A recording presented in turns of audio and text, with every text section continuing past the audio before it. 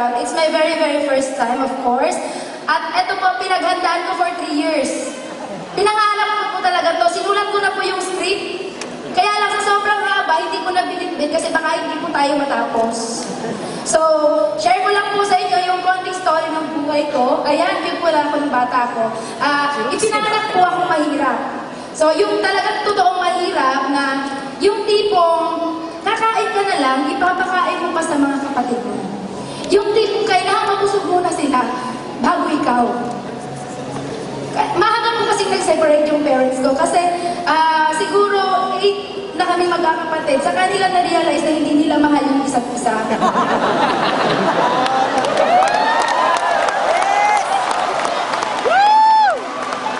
Tapos po, syempre, na-realize nila na hindi nila mahal yung isa't isa. Nagkanya-kanya sila. Yung nanay, nag-asawa ng iba. Yung tatay, nag-asawa ng iba. Syempre, ako po yung naiwan sa gitna. Ako po yung naging ina at ama ng mga kapatid ko, bigla-bigla. Wala pa akong choice, hindi ko po sila pwedeng takbuhan. Kasi mga mahal ko po sila. So, nung nag-guided po ako, nangarap din po ako na sana isang araw, hindi ganito. Yung mabuhay naman tayo na kumain tayo ng maayos. Then, one time, binigay ni God yung opportunity na makapag-abroad ako sa maling paraan. Kung yung mga OFW, nag-abroad for contract na mga 3 years, ganun-ganon, kontrata din po ako sa Japan. Marriage contract nga lang. Renewable. No? Magpapalit ka ng asawa. Ganun po yung nangyari sa akin. It's a very big sacrifice kasi kailangan kong lunugin ko ano yung lahat ng pwede kong lunugin para sa pamilya ko. Para sa mga kapatid ko. Then sabi ko dati, I was 19 years old that time, pumunta ako ng Japan. Sabi ko, yes, ito na to. Pangarap na bahay, sasakyan, savings, makukuha ko dito. Kailangan mag 26 years old na ako. Meron na ako lahat niyan. Kaya lang nung 26 years old na ako, nangyari guys, wala lahat yun. Parang, ano nangyari pagharap ko sa salamin? Rosie, tumatanda ka na, pumapangit ka pa. Gusto mo ba yan?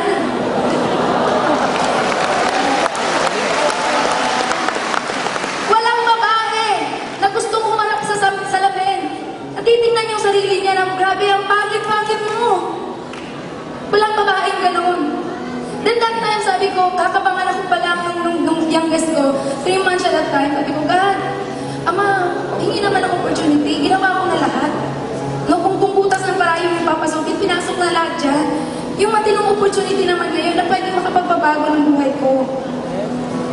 Kahit ano, God, in-invite ako ng pinsan ko po sa AIM Global. Apply, Melody Salcedo! Kaya lang po, nakakatawa nung in-invite niya po ako, hindi pa ako naniwala. Kasi po yung pinsan ko, kilala ko po siya since childhood. Sabay po kami lumaki. 3 araw lang po ang pagitan namin nung pinanganak kami. Kaya alam ko kung sino siya, kilala ko siya. Alam ko na kung siya ang nandito sa harap ninyo ngayon, hindi matay na siya. Ganon ka mahiyain yung pinsan ko.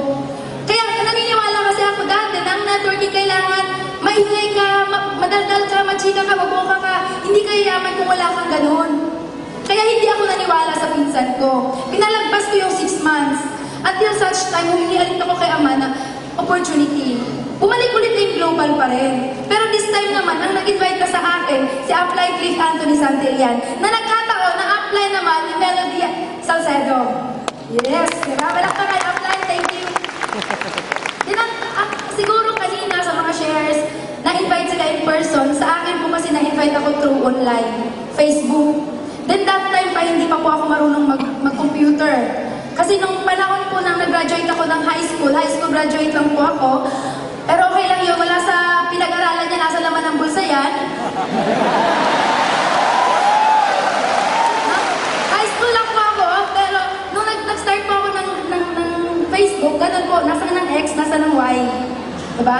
Kaya sabi ko sa apply ko, paano ko gagawin yung business? Sabi niya sa akin, Rosie, kung paano kitang in-invite, ganun lang din yung gagawin natin. At dun po, nangyari yung whole story, bakit nakuha ko yung first million ko sa AIM Global. Diba? Sa Japan, lagi sinasabi nung ginagawa ko yung network sa Japan, maraming mga 40 years na sa Japan, 30 years, 20 years na sabi, Rosie, tulungan mo ako gawin yung business. Kasi gusto ko nang umuwi sa Pilipinas for good. Samantalang dito naman sa nung last April sabi, mga kabataan, ate, tulungan mo naman ako. Tulungan mo ako makahanap ng akong puntang Japan. Kasi gusto ko mag-abroad. Gusto ko maiahon yung pamilya ko sa kahirapan. Isipin niyo yun, Pilipinas, Japan, yung mga nandun gusto umuwi sa Pilipinas, yung mga nasa Pilipinas gusto umuwi doon. Parehong reason, gustong maiahon sa kahirapan at gustong maiahon yung pamilya sa kahirapan, makasama yung mga mahal sa buhay. Diba? Pera yung naghahati sa dalawang bansa. Pera yung naglalayo sa pamilya. Diba? Yung magulang sa anak, kapatid sa kapatid. Akala lang iba, OFW, bayani. Pagpalagay na natin, yes. Marami natutulungan yung mga OFW. Pero yung mga OFW, marami din pamilyang sinira. Mga anak, na nagkaanak na lang din nang wala yung mga magulang. Diba? Guys, eto lang po yung nagpagising sa akin. Sa lahat sasabihin ko po sa inyo, ngayon na, last na to, promise. Bigyan niyo yung mga sarili ninyo ng 5 seconds. 5 seconds para tanungin yung sarili ninyo. Kung yun bang mga buhay na meron kayo ngayon, yung buhay na tinitirhan ninyo ngayon, yan ba yung buhay na gusto ninyo? Kasi kung yan ang buhay na gusto ninyo, ituloy nyo yan. Walang problema dyan. Diba? Pero kung hindi yan yung buhay na gusto ninyo, baguhin ninyo. Yun ang ginawa ko. Iniwan ko po yung Japan. Last April, umuwi na po ako dito for good. Diba? Dati po yung bahay namin, kuko, na kapag umuulan, hindi mo na kailangan ng balde. Tayo ka na lang talaga. Kasi wala ka nang mahihigaan. Nung nag-Japan pa ako, nagbago naman siya ng konting-konti lang. Pero ganun pa rin. Pero nag-aim global na po ako.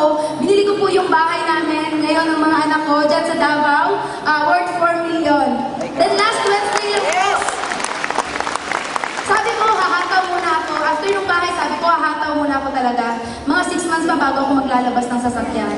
Kaya sabi ko, paano ako makakahataw sa buong Mindanao kung wala akong sasakyan? Last Wednesday po, hindi sinasadya na ilabas ko po yung Ford Everest ko. Kulay red, para po sila. Thank you so much. Sana may natutunan kayo sa mga sinabi ko. And of course, Avon Dragon! Mga Dragon! Thank you so much sa suporta sa grupo. Upline Almuro family, thank you so much. At lalong-lalo na sa aking mga international partners from Hong Kong, Riyadh, Singapore, Cyprus, Canada, at lahat-lahat na. Thank you po. Maraming salamat.